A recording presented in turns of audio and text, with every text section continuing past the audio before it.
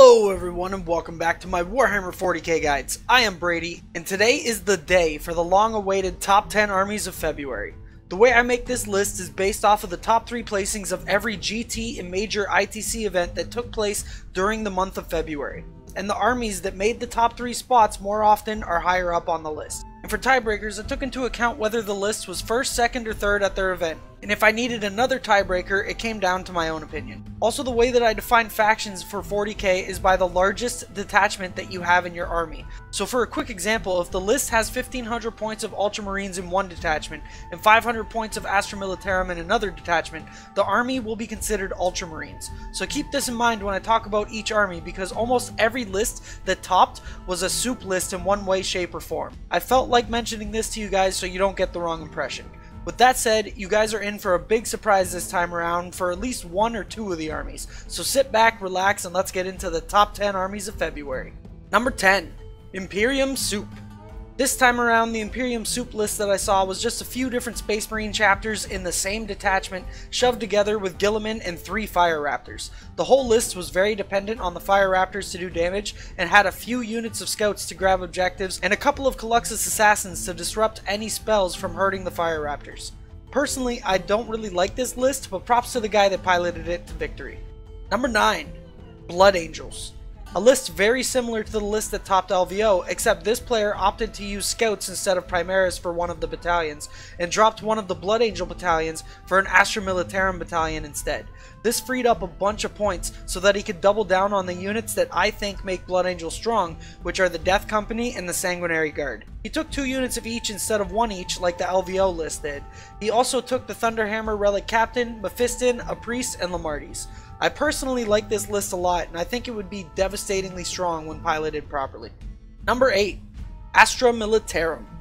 The Guard are moving back up on the list. They used to be top 4 for a long time, but seem to have fallen out of favor for other newer, flashier armies. The list that topped this time around is actually very different from normal. It's not a Cadian list this time around, it's Catachan. This list features Strachan and a ton of mortars, but surprisingly there aren't many guard vehicles. In fact, the only vehicles in this list are a few scout sentinels with autocannons. The rest of the guard part of the list is mostly infantry, with it being a brigade detachment, and tons of mortars in the infantry squads and heavy weapons teams. This list also features some Bulgrins as well that use the combo with Celestine and a bunch of modifiers to get great saves. And like most lists, this list had a couple of small detachments including Celestine and some Sisters and a few Blood Angel units as well. Overall, I'm glad we're seeing other guard regiments topping events and not just Cadia all the time. Number 7. Craft Worlds. The Eldar have some great tricks up their sleeves and some great units to pick from. Unfortunately, the Craft World list that topped this time around didn't include the actual list, so I don't know what it was made up of, so I can't really talk about that. The last time we saw Craft Worlds in the top 10, they were using stuff though like Dark Reapers with some more Dark Reapers and probably a few more Dark Reapers. All jokes aside, they have a wide range of units that can be strong, including their Flyers, Wave Serpents, and a lot of other units. It's not just Dark Reapers that make the army great, although I do like to make that joke. Number 6. Ultramarines. The Smurfs have moved back up on the list this time around. Like I've been saying for a while, I don't think this army has gotten worse over time. I just feel like people who were playing the army in the beginning of 8th might have moved on to newer and flashier armies now that there's more codexes that have been released. The list that topped this time around was your usual bread and butter Ultramarines, Bobby G with a gun line. It featured Bobby G with a lot of Devastators and Scouts, some Aggressors, and had a small soup detachment with Celestine and some Colossus Assassins. Like I said before, Ultramarines are still great when piloted correctly, and I just think that they haven't been getting as great of a showing from before because people probably got bored of them and moved on to play other armies. Number 5. Tau.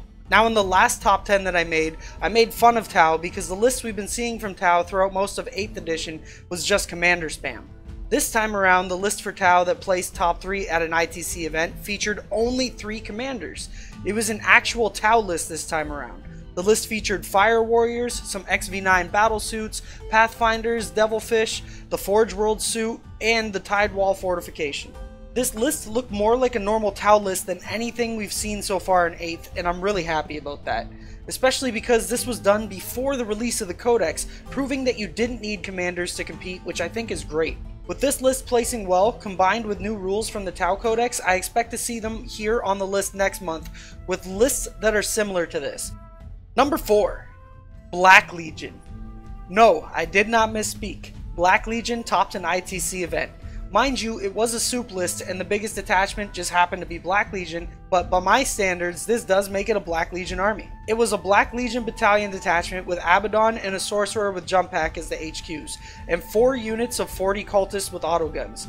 The cultists make great use of the Black Legion trait, and Abaddon is a beast and gives great rerolls to the cultists and also makes them morale immune. All of the cultists are Slanesh 2, so they can shoot twice or get Delightful Agonies cast on them for a 5+ feel no pain. That's not the whole list though, and the rest of the list is a bunch of soup including Death Guard units, Alpha Legion units, and Chaos Demons. Overall, I'm happy to see Abaddon and Black Legion topping an event, because honestly, I never thought I would see it happen.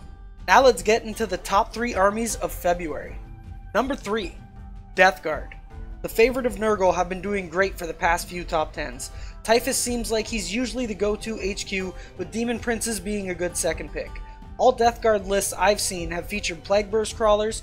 For their points cost, you can never really go wrong with them. The lists I've seen also featured a bunch of Poxwalkers and a Chaos Demon detachment with 30 Pink Horrors and a bunch of Nurglings. This list focused a lot on the summoning shenanigans you can do with Poxwalkers and with Pink Horrors. This list in particular is featured twice because the same player topped 2 different events with it and placed first each time, so you know it's a strong list and that he's a great player. I've noticed a lot of Death Guard players shying away from using Mortarion anymore because he seems to just be a big target for turn 1, and if you do get unlucky with some bad saving throws, he can die really easily. But I am glad we're seeing some new and unique combos and lists coming out instead of just the same thing every time from Chaos. Number 2, Inari. The elves have been dethroned this month and only come in at second, which means you probably know what's going to be first, but we'll get to that in a moment. Since Nick's lists at the LVO, Inari have been popping up everywhere, sometimes with the same list and other times different. This time around, the lists were very different. Some used Kabalite Warriors from Dark Eldar, while others used the Harlequin Bikes. I'm glad, like most armies, you can play these guys in a variety of ways and still win games, and I'm glad the army doesn't have to rely on Dark Reapers. In a couple of the lists that I seen, there was actually only one 10-man unit of Dark Reapers in each, so it goes to show that you don't have to spam them to win, which is really good for the game. So because of Inari players figuring out how to play the army without Dark Reapers, even if they do get touched up on in the next chapter approved, I'm still pretty sure Inari are going to be one of the top armies for a while. Number 1. The best army of February is Tyranids. The bugs are on top this month. Being a popular army helps them get more placings, but I think the army is actually just really strong overall, even though it took a little bit for people to learn how to pilot the 8th edition bugs properly. Unlike most armies on this list, the lists for Tyranids weren't very unique from each other this time around. Sure, there were a few differences, but overall it was pretty much the same thing, which was Hive Tyrant spam with a bunch of Mucoloids, Ripper Swarms, and a few Molochs. This list reminds me a lot of Grey Knight Nemesis Dreadmaster spam, only with flying bugs. It hits like a truck and can avoid damage on the good units on turn 1 by having them in Deep Strike Reserve. There are a couple of other random units in there, but for the most part the list is pretty much just Hive Tyrant spam. I don't think this is the only way to play Nids, but right now it seems this is the way people think is the strongest, and they happen to be winning with it, so I can't really argue with them. Overall, the bugs are doing absolutely great. I hope that Hive Tyrant spam isn't the only thing that people choose to do for a while, but hey, if it works, you can't really get mad at them for it. That's going to be it for this video. If you liked it, please don't forget to hit that like button and subscribe for more Warhammer 40k guides and content. And if you're already subscribed to the channel but want to help support even more, you can check me out on Patreon. The link is in the description. For a pledge of $4, you can help support the channel and gain access to the Almost Pro Gaming Discord channel, where I can personally help you make your own army list and come up with strategies to help you win more games of Warhammer 40k. We have a great little community going too, so you can get help from lots of other players who love competitive Warhammer 40k just like yourself. Also, if you want to check out any of the lists from this video, make sure to check out bloodofkittens.com. Anyways, thanks for watching, and I will see you in the next video. Happy wargaming!